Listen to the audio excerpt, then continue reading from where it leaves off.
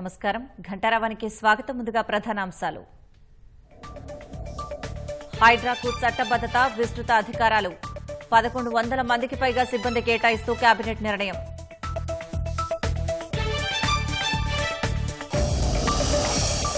ఖరీఫ్ నుంచి సన్నాలకు 500 రూపాయల బోనస్. వచ్చే నెల నుంచి కొత్త రేషన్ కార్డులు ఇస్తామన్న మంత్రి ఉత్తమ్.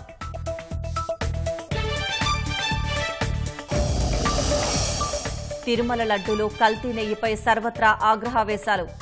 ఘోర అపచారంగా భక్తుల ఆగ్రహం.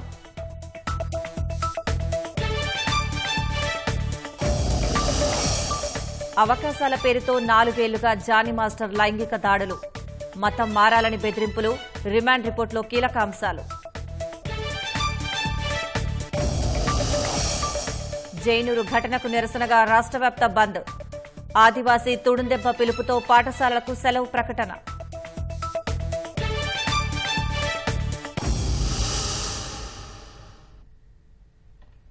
హైడ్రాకు చట్టబద్దత, విస్తృత అధికారాలు కల్పిస్తూ రాష్ట్ర మంత్రివర్గం నిర్ణయం తీసుకుంది. ముఖ్యమంత్రి రేవంత్ రెడ్డి అధ్యక్షతన జరిగిన సమావేశంలో కొత్త రేషన్ కార్డుల జారీ, సన్న బియ్యం, సన్న వడ్లకు 500 రూపాయల బోనస్ అంశాలకు ఆమోదం తెలిపింది. 8 కొత్త వైద్య కళాశాలలో 3000కు పైగా పోస్టులు మంజూరు చేసిన సర్కార్ మహిళా, తెలుగు, చేనేత విశ్వవిద్యాలయాలకు కొత్త పేర్లు పెట్టాలని నిర్ణయించింది. హైదరాబాద్ లో విపత్తుల నిర్వహణ, ఆస్తుల పరిరక్షణకు ఏర్పాటు చేసిన హైడ్రాకు చట్టబద్దత కల్పిస్తూ రాష్ట్ర మంత్రివర్గం నిర్ణయించింది. సచివాలయంలో సీఎం రేవంత్ అధ్యక్షతన సుమారు 3 గంటల పాటు సమావేశమైన కేబినెట్ పలు కీలక నిర్ణయాలు తీసుకుంది. హైడ్రాను బలోపేతం చేసేందుకు 169 మంది అధికారులు, మరో 946 మంది అవుట్సోర్సింగ్ సిబ్బందిని కేటాయించింది. కోఠిలోని మహిళా విశ్వవిద్యాలయానికి చాకలి ఐలమ్మ, పొట్టి శ్రీరాములు తెలుగు వర్సిటీకి సురవరం ప్రతాప్ రెడ్డి పేర్లు పెడుతూ తీర్మానం చేసింది. కొత్తగా మంజూరైన ఇండియన్ ఇన్స్టిట్యూట్ ఆఫ్ హ్యాండ్లూమ్ టెక్నాలజీకి కొండా లక్ష్మణ్ బాపూజీ పేరు పెట్టాలని నిర్ణయించింది. రీజనల్ రింగ్ రోడ్డు దక్షిణ భాగం అలైన్మెంట్ ఖరారు చేసేందుకు 12 మంది అధికారులతో కమిటీని ఏర్పాటు చేసింది. 8 కొత్త వైద్య కాలేజీల్లో సుమారు 3000 మంది బోధనేతర సిబ్బందిని మంజూరు చేసిన రాష్ట్ర మంత్రివర్గం త్వరలో నియామక నోటిఫికేషన్ విడుదల చేయాలని నిర్ణయించింది.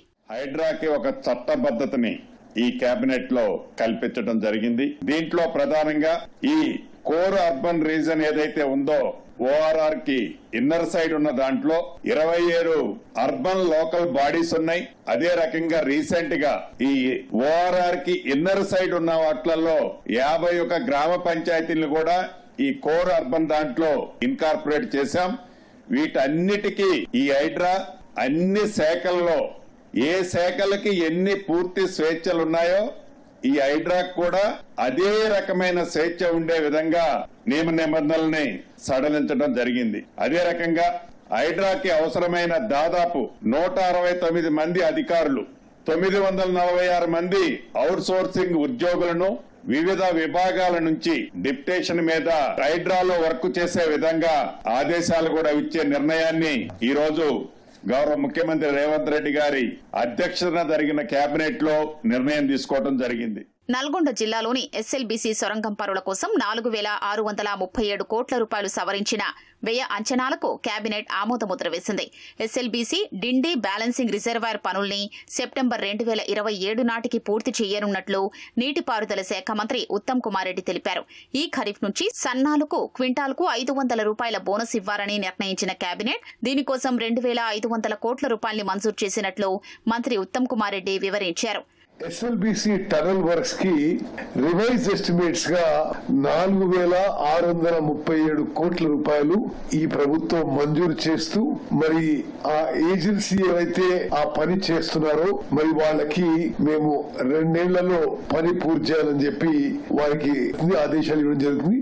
మరి ఈ ఖరీఫ్ సీజన్ లో కూడా మేము ఈ సన్నాలకి అదనంగా క్వింటాల్కి 500 రూపాయలు ఇవ్వబోతున్నాం. వచ్చే నెల కొత్త తెల్ల రేషన్ కార్డ్స్ ఇష్యూ చేసి జనవరి నుంచి రేషన్ కార్డులు అన్ని రేషన్ కార్డులకి 100% సన్నబియ్యం ఇవ్వబోతున్నాం అని చెప్పి కూడా నేను మనవి చేస్తూ మరి మీ అందరికీ నా ధన్యవాదాలు. Thank you. కోస్గిలో ఇంజనీరింగ్ కాలేజీ, హక్కింపేటలో జూనియర్ కాలేజీ మంజూరు చేస్తూ మంత్రివర్గం నిర్ణయం తీసుకుంది. మనోహరాబాద్ లో మల్టీ మోడల్ లాజిస్టిక్ పార్కు కోసం 72 ఎకరాలు, ఖమ్మం జిల్లా ఎర్రుపాలెంలో ఇండస్ట్రియల్ పార్కు కోసం 58 ఎకరాలు కేటాయిస్తూ తీర్మానం చేసింది. ములుగు జిల్లా ఏటూరు నాగారం ఫైర్ స్టేషన్ కు 34 మంది సిబ్బందిని మంజూరు చేసింది. పవిత్రమైన తిరుమల లడ్డూ ప్రసాదంలో కల్తీ నెయ్యి కలవడం ఘోర అపచారమనే వాదన బలపడుతోంది. తిరుమలలోని ల్యాబ్లో నాణ్యత పరీక్షలు సరిగా జరగడం లేదని ఆరోపణలు వెల్లువెత్తుతున్నాయి. వైసీపీ ప్రభుత్వ హయాంలో లడ్డూ ధరను రెట్టింపు చేసి నాణ్యతకు తిలోదకాలిచ్చారని భక్తులు ఆగ్రహం వ్యక్తం చేస్తున్నారు. 50 ఏళ్లుగా సరఫరా చేస్తున్న కర్ణాటక నందిని నెయ్యిని పక్కన పెట్టి కల్తీ నెయ్యిని కొనుగోలు చేయడంపై ఆగ్రహావేశాలు వ్యక్తమవుతున్నాయి.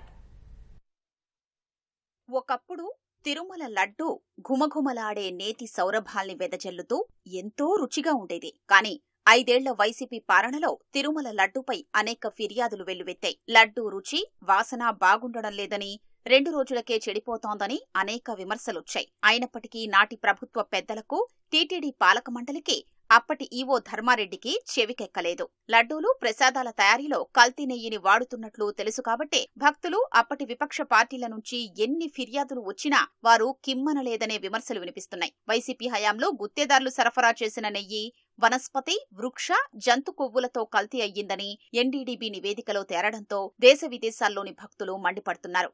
సాక్షాత్తు గోవిందుడికే ఘోర అపచారం తలపెట్టిన వారిని కఠినంగా శిక్షించారనే డిమాండ్లు ఊపందుకుంటున్నాయి. కల్తీ నెయ్యి బండారం బయటపడ్డంతో వైవీ సుబ్బారెడ్డి విలేకరుల సమావేశం పెట్టి మరీ తమ చర్యల్ని సమర్థించుకునే ప్రయత్నం చేశారు. శ్రీవారికి నివేదించే ప్రసాదాల తయారీకి రాజస్థాన్లోని ఫతేపూర్ నుంచి రోజుకు 60 కిలోల చొప్పున శుద్ధమైన దేశీ ఆవు నెయ్యిని దాతల సహకారంతో కొనేవారమని, 60 కిలోలకు 1,00,000 ఖర్చయ్యేదని చెప్పారు. అంటే కిలో నెయ్యి ధర 1,667 రూపాయలు. ఒక పక్క కిలో నెయ్యి 1,667 రూపాయలకు కొన్నామని సుబ్బారెడ్డి చెబుతున్నారు. అలాంటిది కల్తీ చేయకుండా కిలో ఆవు నెయ్యి 320 రూపాయలకే సరఫరా చేయడం ఎలా సాధ్యమనే ప్రశ్న వినిపిస్తోంది. కిలో ఆవు నెయ్యి తయారీకి 17 నుంచి 18 లీటర్ల పాలు అవసరమని అంచనా. లీటరు పాలు 40 రూపాయలు వేసుకున్నా 720 రూపాయలు ఖర్చవుతుంది. మార్కెట్లో గేదె నెయ్యి కిలో 800కు పైనే పలుకుతోంది.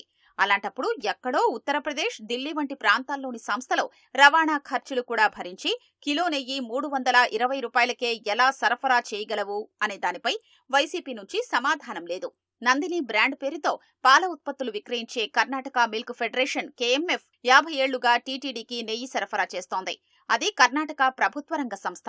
ఎక్కువ ధర కోట్ చేసిందనే కారణంతో జగన్ ప్రభుత్వ హయాంలో అప్పటి టీటీడీ పాలక మండలి కేఎంఎఫ్ ను పక్కన పెట్టేసింది. 50 ఏళ్లుగా నెయ్యి సరఫరా చేస్తున్న కేఎంఎఫ్ ను పక్కన పెట్టి కల్తీ నెయ్యి కొనడం వెనుక మర్మం ఏమిటనే సందేహాలు వ్యక్తమవుతున్నాయి. శ్రీవారి ప్రసాదాలు, అన్నప్రసాదాల నిమిత్తం టీటీడీ సుమారు 48 రకాల సరుకులు కొంటుంది. నెయ్యి సహా ఆ పదార్థాలన్నీ తిరుపతిలో ఉన్న గోడౌన్లో భద్రపరుస్తారు. వాటి నాణ్యతను పరీక్షించే ల్యాబ్ను తిరుమల కొండపై ఏర్పాటు చేశారు. కొనే సరుకుల నమూనాల్ని ఆ ల్యాబ్కు తీసుకెళ్లి తూతు మంత్రంగా పరీక్షలు జరిపిస్తారు. టీటీడీకి రోజు 10 వరకు నెయ్యి ట్యాంకర్లు వస్తాయి. ఒక్కో ట్యాంకర్లో 12,000 లీటర్ల నెయ్యి ఉంటుంది. కొన్ని ట్యాంకర్ల నుంచి ర్యాండమ్గా నమూనాలు తీసుకుని తిరుమల తీసుకెళ్లి పరీక్షిస్తారు. వాటిలో ఎలాంటి కల్తీ జరిగిందో నిగ్గు తేల్చే అధునాతన పరికరాలు ఆ ల్యాబ్లో లేవు. వచ్చిన ప్రతి ట్యాంకర్లో నెయ్యి బాగుందని నిర్ధారిస్తే అనుమానం వస్తుంది కాబట్టి కొన్ని ట్యాంకర్లను తిప్పి పంపినట్లు టీటీడీ సిబ్బంది రికార్డుల్లో రాస్తారని సమాచారం. ఆ ట్యాంకర్లను తిరుపతి బైపాస్ రోడ్డులోకి తీసుకెళ్లి వేరే నెంబరు ట్యాంకర్లలోకి ఆ నెయ్యిని నింపి మళ్లీ తీసుకొస్తారని సమాచారం. ముందు తిప్పి పంపిన అదే నెయ్యిని నాణ్యత బాగుందని టీటీడీ సిబ్బంది సర్టిఫై చేస్తారని అక్కడి వారు చెబుతున్నారు. కొండపై ల్యాబ్ ఇదివరకు టీటీడీ వైద్యాధికారి నియంత్రణలో ఉండేది. ధర్మారెడ్డి ఈవోగా ఉండగా మైసూర్లోని CFTRAలో పదవీ విరమణ చేసిన టెక్నికల్ ఆఫీసర్ని టీటీడీ ల్యాబ్కి ఇన్ఛార్జిగా పెట్టారు. ఆయన రెగ్యులర్ ఉద్యోగి కాకపోవడంతో జవాబుదారీతనం ఉండదనే విమర్శలు మొదట్నుంచి ఉన్నాయి.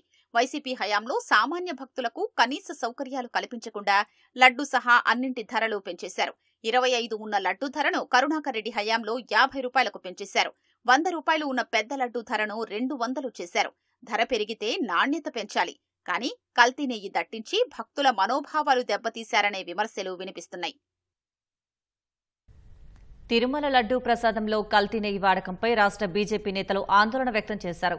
ఉమ్మడి రాష్ట్ర చరిత్రలో ఏ పాలకులు చేయని అత్యంత ఖండనీయమైన చర్య అని ఎంపీ రఘునందన్ రావు వెల్లడించారు. ఈ అంశంతో సంబంధం ఉన్న అందరినీ తక్షణమే అరెస్టు చేయాలని ఆంధ్రప్రదేశ్ ప్రభుత్వాన్ని డిమాండ్ చేశారు. కేవలం లడ్డూ అంశంపైనే కాకుండా శ్రీవారి మొత్తం ఆస్తులపైన విచారణ జరగాలని బీజేపీ నేత మాధవీలత డిమాండ్ చేశారు. అన్యమతస్థులకు ఎండోమెంట్లో ఉద్యోగాలివ్వడం వల్లే ఈ దుస్థితి వచ్చిందన్న మాధవీలత చంద్రబాబు సీఎం అయ్యాక ఒక్కొక్కటిగా బయటకు వస్తున్నాయని వెల్లడించారు. తిరుమల ప్రసాదంలో జంతువుల కొవ్వు వాడకంపై విశ్వ హిందూ పరిషత్ సుప్రీంకోర్టును ఆశ్రయించింది. భారత ప్రధాన న్యాయమూర్తికి వీహెచ్పీ లీగల్ సెల్ సభ్యురాలు రాధికా శర్మ ఫిర్యాదు చేశారు. అమృత్ టెండర్లలో రాష్ట్ర ప్రభుత్వం అవినీతికి పాల్పడుతోందని బీఆర్ఎస్ కార్యనిర్వాహక అధ్యక్షుడు కేటీఆర్ ఆరోపించారు. టెండర్ల అంశంలో జోక్యం చేసుకుని నిజాలను నిగ్గు తేల్చాలని కేంద్ర ప్రభుత్వాన్ని కోరారు. ఈ మేరకు కేంద్ర మంత్రులు మనోహర్ లాల్ ఖట్టర్, టూచన్ సాహులకు కేటీఆర్ లేఖ రాశారు. అమృత్ టెండర్లలో అవకతవకలపై స్పష్టత ఇవ్వాలని అనేకసార్లు డిమాండ్ చేసినా రాష్ట్ర ప్రభుత్వం నుంచి సమాధానం రాలేదని పేర్కొన్నారు. అమృత్ పథకం కింద కేంద్రం కేటాయించిన నిధుల్లో దాదాపు 1500 కోట్ల రూపాయల టెండర్లు సీఎం సొంత బావమర్ది కంపెనీకి అర్హతలు లేకున్నా కట్టబెట్టారనే ఆరోపణలు వస్తున్నాయని వెల్లడించారు. ఈ టెండర్ల సమాచారం బయటకు పొక్కకుండా కాంగ్రెస్ సర్కారు చీకటి ఒప్పందాలు చేసుకుందని ఆరోపించారు. 9 నెలలుగా జరిగిన ప్రతి టెండర్ను సమీక్షించి నిబంధనలకు విరుద్ధంగా జరిగితే రద్దు చేయాలని కేంద్ర మంత్రికి రాసిన లేఖలో కేటీఆర్ కోరారు. గత ప్రభుత్వ అరాచకాలతో ప్రజలు విసిగిపోయి మార్పు కోసం కాంగ్రెస్ ప్రభుత్వాన్ని అధికారంలోకి తీసుకువచ్చారని శాసనమండలి సభ్యులు ఆచార్య కోదండరాం అన్నారు. ముఖ్యమంత్రి రేవంత్ రెడ్డి హయాంలో అన్ని వర్గాల ప్రజలకు న్యాయం జరుగుతుందని ఆశాభావం వ్యక్తం చేశారు. హైదరాబాద్ ఖైరతాబాద్లోని ప్రధాన కార్యాలయంలో కోదండరాంకు ఆత్మీయ సన్మాన మహోత్సవాన్ని ఘనంగా నిర్వహించారు. ప్రజలకు ప్రభుత్వానికి వారధిగా నిలవటమే నా లక్ష్యమని, అందుకే ప్రజా ప్రతినిధిగా కొనసాగుతున్నట్లు ఆచార్య కోదండరాం తెలిపారు. ప్రభుత్వానికి మధ్య వారధిగా నిలబడాలి. అట్లాంటి వారధిగా నిలబడి సమస్యలన్నింటినీ కూడా ప్రభుత్వం దాకా తీసుకుపోవటం, పరిష్కారానికి ప్రయత్నం చేయటం ఇది అవసరం కూడా. ఆ పని తప్పకుండా నిర్వర్తిస్తానని కూడా మీ అందరికీ హామీ ఇస్తున్నాను. సమస్యలు ప్రభుత్వం దృష్టికి చేరాలి.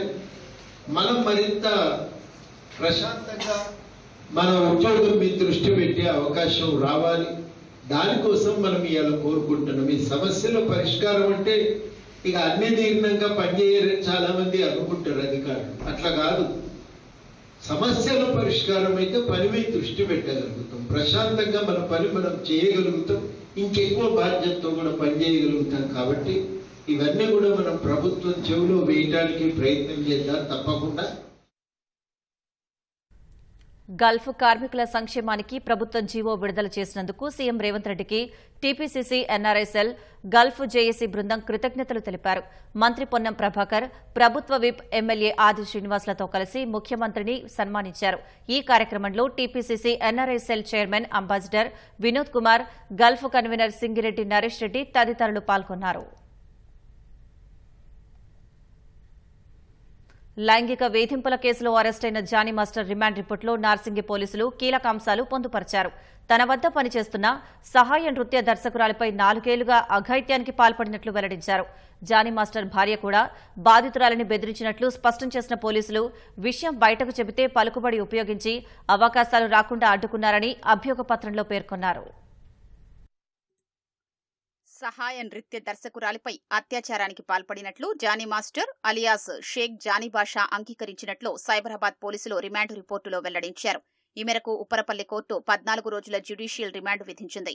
2019లో జానీతో బాధితురాలికి పరిచయం ఏర్పడిందని, ఆ తర్వాత దురుద్దేశంతోనే అతని బృందంలో అసిస్టెంట్ గా చేర్చుకున్నాడని పోలీసులు అభియోగ పత్రంలో పేర్కొన్నారు.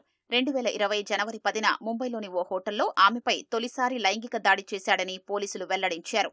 ఆ సమయంలో బాధితురాలి వయస్సు 16 ఏళ్లు మాత్రమేనని, అందుకే పోక్సో యాక్ట్ కింద కేసు నమోదు చేశామని తెలిపారు. విషయం బయటకు రాకుండా బెదిరిస్తూ 4 ఏళ్లుగా అనేకసార్లు లైంగిక దాడికి పాల్పడ్డాడని పోలీసులు వివరించారు.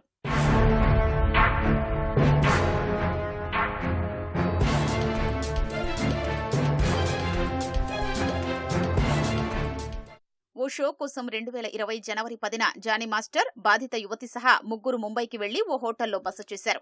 ఆధార్ సహా కొన్ని పత్రాల్ని బాధితురాలి వద్దనే ఉంచిన జానీ మాస్టర్ అర్ధరాత్రి సమయంలో వాటిని తీసుకుని తన గదికి రమ్మని కాల్ చేసి చెప్పాడు. వాటిని తీసుకుని యువతి జానీ రూంలోకి వెళ్లగానే ఆమెను బంధించి అఘాయిత్యానికి పాల్పడినట్లు రిమాండ్ రిపోర్టులో పోలీసులు పేర్కొన్నారు. అప్పట్నుంచి వేధింపులు కొనసాగించినట్లు వివరించారు. షూటింగ్ సమయంలో సహకరించకపోతే క్యారవాన్లో అద్దానికి బాధిత యువతి తలను కొట్టినట్లు వెల్లడించారు. అద్దం పగిలి తీవ్ర గాయాలైనట్లు యువతి వాంగ్మూలమిచ్చినట్లు వివరించారు. షూటింగ్ పేరుతో వివిధ ప్రాంతాలకు తీసుకెళ్లిన జానీ ఆమె పేరుపై గదులు బుక్ చేసి వేధింపులకు పాల్పడేవాడని వెల్లడించారు. జరిగిన విషయం గురించి ఎవరికైనా చెప్తే తన వద్ద ఉద్యోగం కోల్పోవడంతో పాటు సినిమా అవకాశాలు రానివ్వనని బెదిరించినట్లు తెలిపారు. వేధింపులు భరించలేక బాధిత యువతి కొన్ని నెలల పాటు ఇంటికే పరిమితమైంది.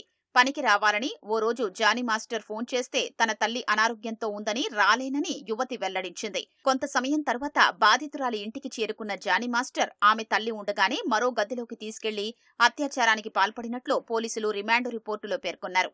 మరోవైపు మతం మారాలంటూ జానీ మాస్టర్ అతని భార్య దాడి చేసినట్లు తెలిపారు. జానీ మాస్టర్ పదే పదే వేధింపులకు, భౌతిక దాడికి పాల్పడేవాడని యువతి చెప్పినట్లు రిమాండ్ రిపోర్టులో పేర్కొన్నారు. బయటకొచ్చి స్వతంత్రంగా పనిచేసుకుంటుంటే తన పలుకుబడి ఉపయోగించి వాటిని రద్దు చేయించేవాడని వివరించినట్లు తెలిపారు.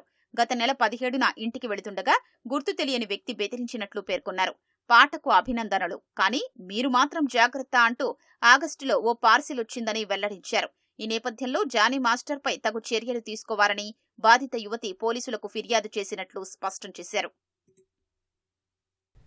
హైదరాబాద్లో ఉరుములు మెరుపులతో కూడిన భారీ వర్షం కురిసింది. 2 గంటల పాటు ఏకధాటిగా కురిసిన వానకు రోడ్లన్నీ జలమయమయ్యాయి. పలుచోట్ల ట్రాఫిక్కు తీవ్ర అంతరాయం కలిగింది. కూకట్పల్లి, అమీర్పేట్, ఎర్రగడ్డ, పంజాగుట్ట, ఖైరతాబాద్, నాంపల్లి, కోటి, ఉప్పల్, తార్నాక, నాగోల్, ఎల్బీనగర్, బంజారాహిల్స్, జూబ్లీహిల్స్, మాదాపూర్, సికింద్రాబాద్ తదితర ప్రాంతాల్లో భారీగా వర్షం కురిసింది.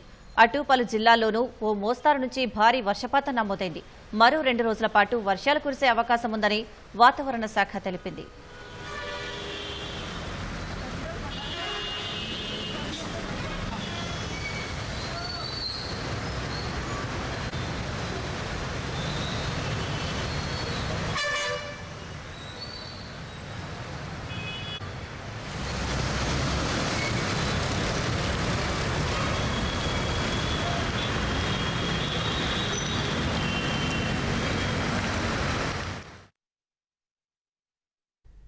మహబూబాబాద్ జిల్లా గార్ల మండలం పాతపోచారంలో తల్లి కుమారులపై పిడుగుపడ్డంతో కుమారుడు మృతి చెందగా తల్లి స్పృహ కోల్పోయింది.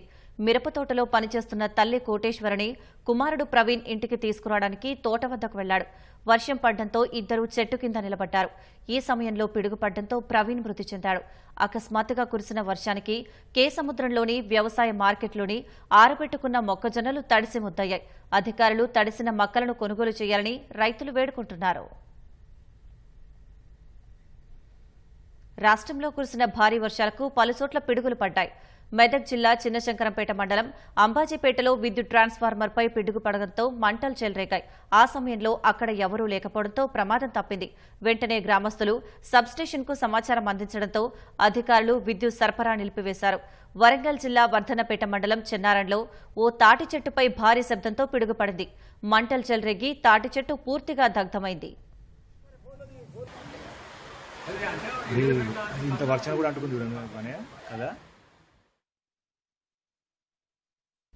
నిజామాబాద్ జిల్లా భీంగల్ మండలంలో శుక్రవారం రాత్రి భారీ వర్షం కురిసింది. వర్షానికి బడా భీంగల్ గ్రామంలో రోడ్డుపై ఆరబెట్టిన మొక్కజొన్న పంటకు తీవ్ర నష్టం వాటిల్లింది. 1 గంట పాటు ఏకధాటిగా కురిసిన భారీ వర్షానికి ఇళ్లలోకి నీరు చేరడంతో పలువురు ఇబ్బందులకు గురయ్యారు. భీంగల్కు వెళ్లే దారిలో చెట్టు పడిపోవడంతో రాకపోకలకు ఇబ్బందులు ఎదురయ్యాయి.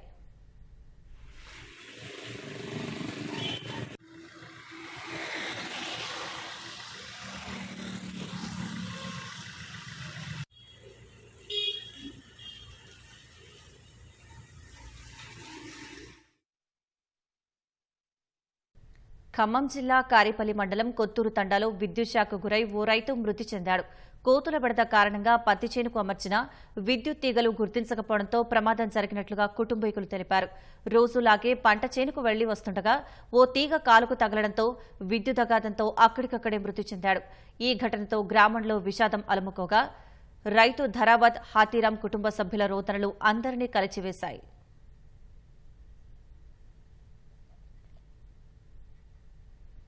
జైనూరు ఘటన నిరసిస్తూ ఆదివాసీ సంఘాలు తెలంగాణ బంద్కు పాటిస్తున్నాయి.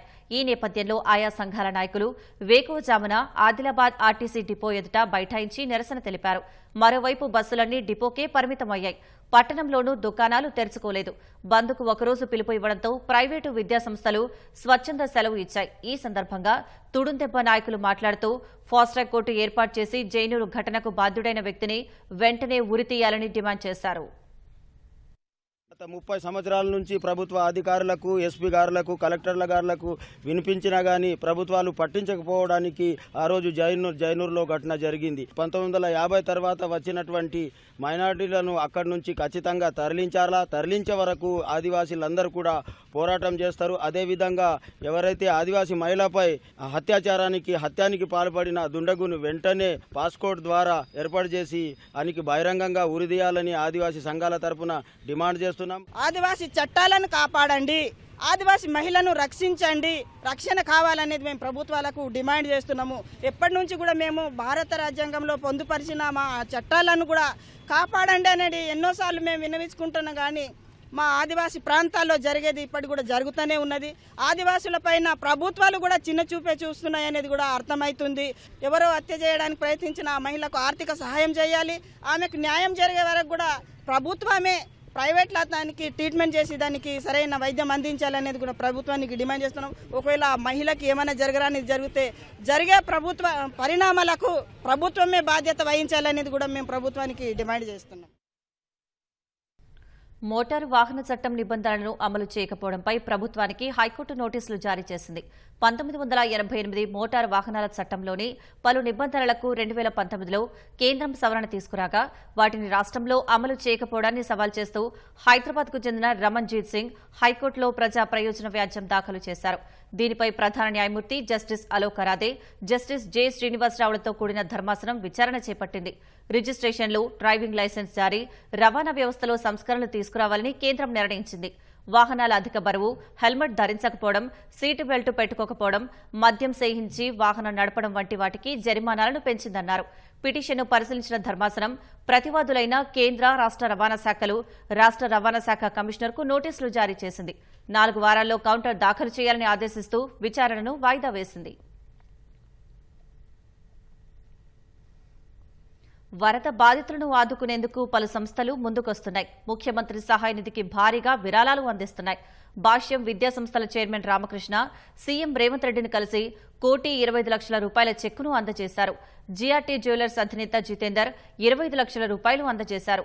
ఇబ్రహీంపట్నంలోని Sri Hindu group of education institute chairman Venkatrao CM Revanth రెడ్డిని కలిసి ₹10,00,000 చెక్కు అందించారు.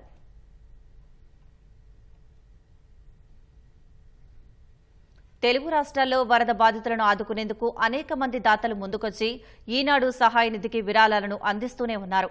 నిజామాబాద్కు చెందిన పిన్నమనేని శ్రీరామదాస్ 1,06,000 విరాళం ఇచ్చారు. హైదరాబాద్లోని MSN foundation managing trust G Padmavathi ₹1,00,000 విరాళం ఈనాడు సహాయ నిధికి ఇచ్చారు. హైదరాబాద్కు చెందిన పుల్లేటిపల్లి ఫక్రుద్దీన్ 2,00,000 విరాళం అందజేశారు. నెల్లూరు జిల్లా కందుకూరుకు చెందిన ప్రకాశం ఇంజనీరింగ్ కళాశాల విద్యార్థుల ఫౌండేషన్ 1,00,000 విరాళం ఇచ్చింది.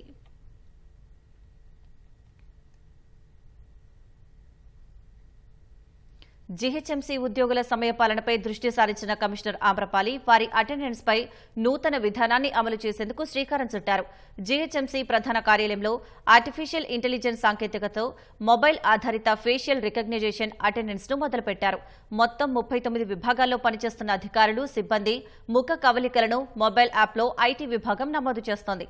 అందులో భాగంగా ఇప్పటికే 14 విభాగాల్లో పనిచేస్తున్న సిబ్బంది ముఖాలను నమోదు చేయగా నేడు రేపు మిగతా విభాగాల్లోని ఉద్యోగులు, అధికారుల ముఖాలను క్యాప్చర్ చేయనున్నట్లు కమిషనర్ ఆమ్రపాలి వెల్లడించారు.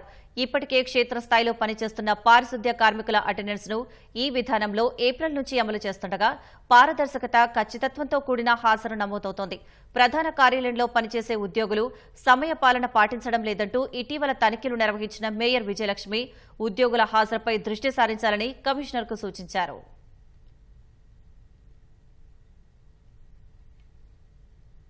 మంచుఖండం, అంటార్కిటికా వాతావరణంలో తీవ్రమైన మార్పులు చోటు చేసుకుంటున్నాయి. మహాసముద్రాల్లో వేడిగాలులు, వేగంగా మంచు కరగటం ఇప్పుడు సర్వసాధారణంగా మారింది. థ్వైట్స్ మంచుకొండ అంచనాలకు మించి వేగంగా కరుగుతున్నట్లు శాస్త్రవేత్తలు హెచ్చరిస్తున్నారు. ఫలితంగా సముద్ర మట్టాలు పెరిగి సమీపంలోని నగరాలు కనుమరుగయ్యే ప్రమాదం ఉందని ఆందోళన వ్యక్తం చేస్తున్నారు. అంటార్కిటికాలోని దాదాపు గ్రేట్ బ్రిటన్ లేదా అమెరికాలోని ఫ్లోరిడా రాష్ట్రం విస్తీర్ణంలో ఉండే ఓ మంచుకొండ వేగంగా కరుగుతోంది. గతంలో ఊహించిన దానికంటే వేగంగా కరుగుతున్నట్లు యూకే, అమెరికాకు చెందిన శాస్త్రవేత్తలు ఆందోళన వ్యక్తం చేస్తున్నారు. థ్వైట్స్ మంచుకొండ రోజురోజుకు ప్రమాదకర స్థాయిలో కరుగుతోంది. కొన్ని ప్రాంతాల్లో 2000 మీటర్ల కంటే ఎక్కువ మందంగా ఉన్న భారీ మంచు పలకలు కరుగుతున్నట్లు శాస్త్రవేత్తలు హెచ్చరిస్తున్నారు. థ్వైట్స్ మంచుకొండ పూర్తిగా కరిగిపోతే ప్రపంచవ్యాప్తంగా సముద్ర మట్టాలు 3.3 మీటర్లు పెరిగే ప్రమాదముందని ఆందోళన వ్యక్తం చేశారు. థ్వైట్స్ మంచుకొండ, దాని సమీపంలోని హిమనీ నదుల నుంచి సముద్రంలోకి ప్రవాహం 1990 నుంచి 2010 వరకు రెండింతలు పెరిగింది. సముద్ర మట్టాల పెరుగుదలలో ఈ ప్రాంతం 8% వాటా కలిగి ఉందని శాస్త్రవేత్తలు చెబుతున్నారు. పరిస్థితి ఇలాగే కొనసాగితే లోతట్టు పసిఫిక్ దీవుల నుంచి న్యూయార్క్, లండన్ వంటి నగరాల్లో నివసిస్తున్న కోట్లాది మంది ప్రజలపై పెను ప్రభావం చూపనుంది. భవిష్యత్తులో సముద్ర మట్టాల పెరుగుదల రేటును అంచనా వేసేందుకు ప్రయత్నాలు జరుగుతున్నట్లు శాస్త్రవేత్తలు చెబుతున్నారు. దాదాపు 120 కిలోమీటర్లు విస్తరించి ఉన్న థ్వైట్స్ గ్లేసియర్ భూమిపై అత్యంత విశాలమైన హిమనీ నదమని శాస్త్రవేత్తలు అంటున్నారు. పశ్చిమ అంటార్కిటికా మంచు పలకల్లో కీలకమైన థ్వైట్స్ గ్లేసియర్ కరిగితే సముద్ర మట్టాలు 3.3 మీటర్లు పెరిగే ప్రమాదముందని హెచ్చరిస్తున్నారు. పశ్చిమ మంచు పలకలతో పాటు థ్వైట్స్ గ్లేసియర్ 23వ శతాబ్దం నాటికి కనుమరుగయ్యే ప్రమాదముందని అంచనా. భూమి చల్లగా 4 కాలాల పాటు ఉండాలంటే అంటార్కిటికాలో పెనుమార్పులు చోటు చేసుకోకుండా ఉండాలని పర్యావరణవేత్తలు సూచిస్తున్నారు. కానీ కర్బన ఉద్గారాల వల్ల భూమి వేడెక్కటం వల్ల మంచుఖండం కరుగుతోంది. అంటార్కిటికాలో మంచు కరిగి సముద్ర మట్టాలు పెరిగితే చాలా నగరాలు కనుమరుగు కానున్నాయి.